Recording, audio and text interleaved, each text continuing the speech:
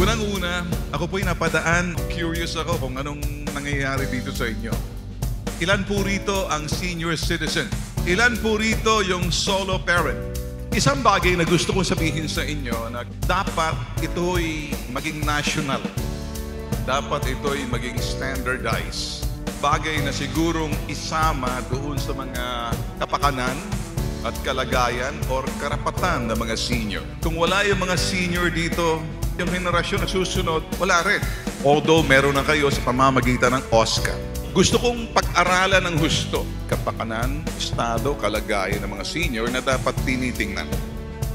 Yung mga bagay na kuminsan nakakalimot ang senior, uminom ng gamot, maintenance, makain ng tama sa oras.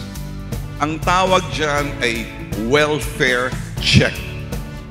Sisilipin mo ang kapakanan at kalagayan ng isang senior. So ang welfare check ay isang uring serbisyong igugugol ng ating lokal na pamahalaan.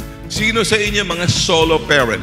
Meron naman tayong batas dyan na mga binibigay na diskwento, kaya lang yung sistema at pamamaraan na medyo nakakaabot sa amin, sisilipin na namin kung paano mas mapaigting, mas mapaigsi ay yung mga ganong klaseng sistema. Ang pinaka bagay na medyo umaantig yung puso ko, solo parent ka na, tapos may anak ka na may kapansanan. Yung sinasabing anak mo, kids with special needs.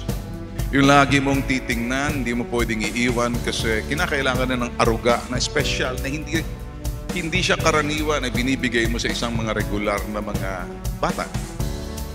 Kaya ako sumasaludo, kaya ako nagsasalita ng ganito para malaman at gusto ko makita sa inyo. Ako, si Ben, si Pitag, tatlo kami pero nag-iisa lang ang Pitag.